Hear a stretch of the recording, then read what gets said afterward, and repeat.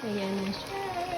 Ito ang mga sangkap natin para sa ginataang hipon. Hi guys! So mag-start na tayo magluto ng ginataang hipon.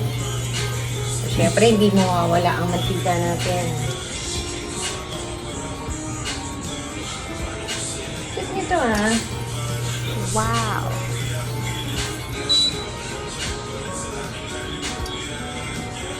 Ayan, papainitin lang natin ng konti.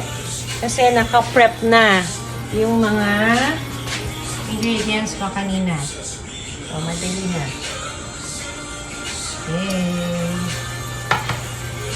So, gigisa muna natin yung sibuyas. Ayan.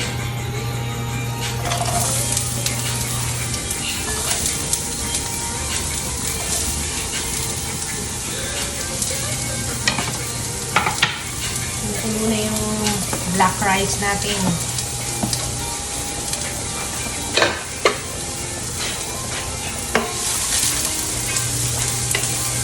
Naririnig niyo ba yung background ko?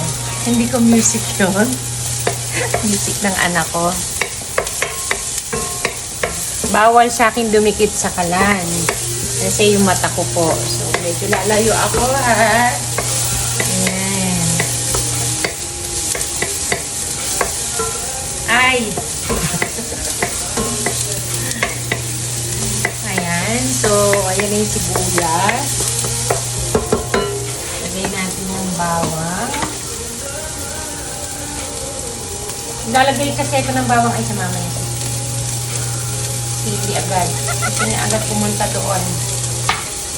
Okay, ayan. So, ilalagay lang natin ang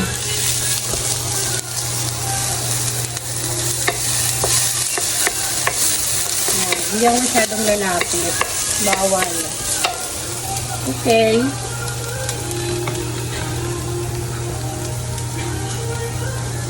So, ginisa ko na maigi yung bawang. Inuna ko yung sibuyas, bawang. Tapos, ilalagay na natin itong prawns. Okay, ang lalaki niya. Prawns.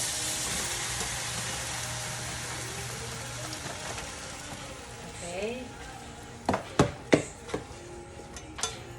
Yan. Medyo papupulahin natin siya ng konti. Konting-konti kasi hindi siya pwedeng matagal iluto. Hindi siya pwedeng ma-overcook. Okay. Tatakpan muna natin siya.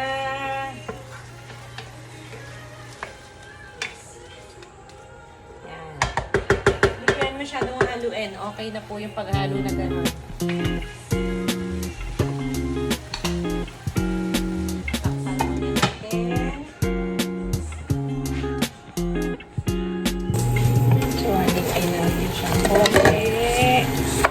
Ilalagay ko na itong gata para hindi ma-overcook yung ating hipon. So, dinisold ko na rin siya. So, kumatay ng lasak. Isang gata. So, enough na yan para maluto yung hipon natin. Also, maglalagay tayo ng shrimp nor cubes. Isa lang. Pampalasa lang natin. If you will notice, and to let you know, hindi po ako masyadong gumagamit ng patis. Suki ako ng nor cubes. Yan. Siya lang yung tested ko and tried na panglasa. Okay. So, ganyan lang. Hintayin natin siyang lumapot. At the same time, meron kasi kung mga gulay na gustong ilagay dito para hindi ma-overcook ang ating prawns. Pwede na natin siyang ilagay sa ibabaw. So, yung unahin natin yung matigas na okra. Okay. Para sabay silang maluluto ng hipon. Parang itatoppings na lang natin muna. Tapos, ilagay din natin yung sitaw. Yan. Tsaka natin siya tatakpan. Okay. Lagyan na rin natin tong sili. Mas gusto kong gamitin to kaysa doon sa green para medyo matapang. So, okay na siguro ilagay ang 2 piraso. Yung isa hinati ko, yung isa ilagay natin buo. So, iintayin lang natin yung kumulo. Okay? Ayan. Mukhang maganda na siya.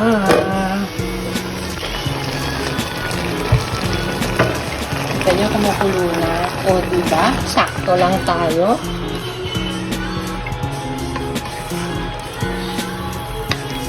Sakto lang tayo na naluto. Sabay ang hipon at saka ang gulay.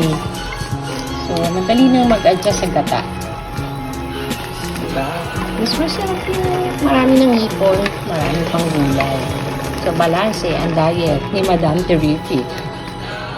Yan, inaabangan na to ng marami. I-share natin sa kapitbahay. Joke. Hindi, share din natin sa pamangkin ko dahil dito rin nakatira sa malapit sa amin yung pamangkin ko. Okay, yan na siya. Titigman na natin yan in a bit.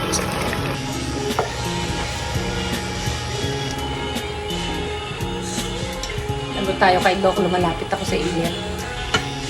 Pero, ngayon lang. Hindi ko siya nilagyan ng patis. Pero this works better. No shrimp. So, dagdag lasa lang naman siya. Other than that, wala na siya. So, gusto ko pa siyang lagyan ng konting paminta.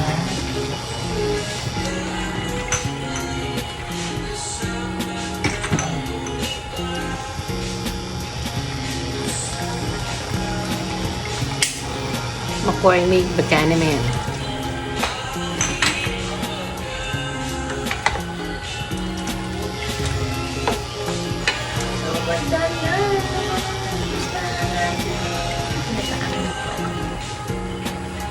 Ayan na siya.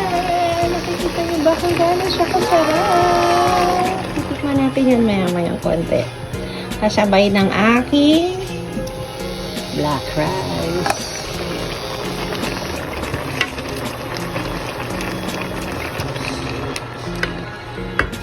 Barako gagawin natin. Siyempre may rice.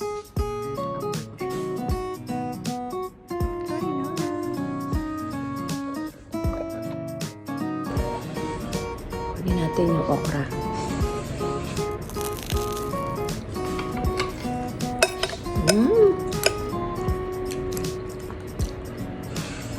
Samayin na natin.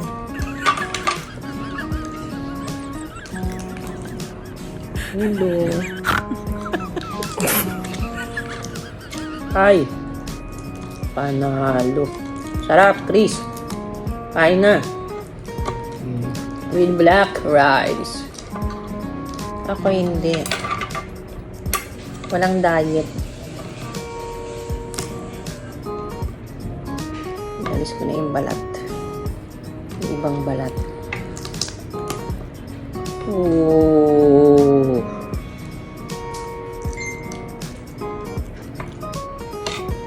Masarap pa rin yung lutong bahay.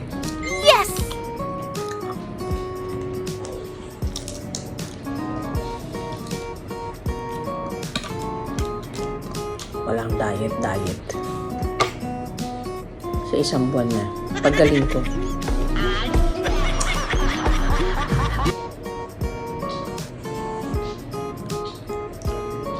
Shout out to Jose.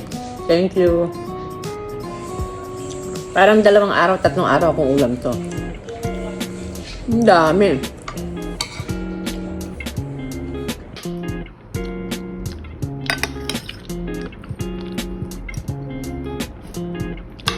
Social kumain ng hipon yan. Hindi nagkakamay. Dapat perfect yan dito. Ay, oo. Mababalatan mo yan ng maayos.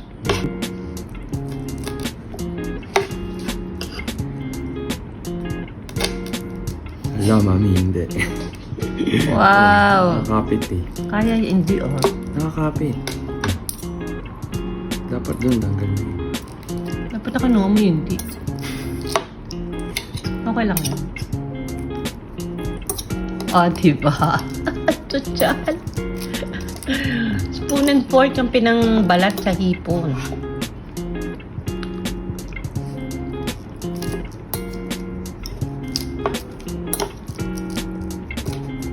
Oh, ayan.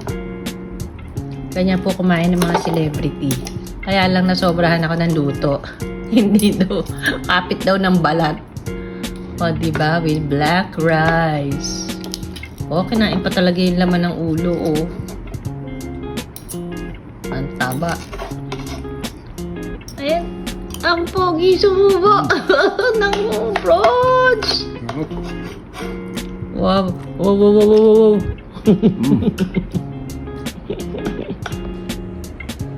Thank you for watching.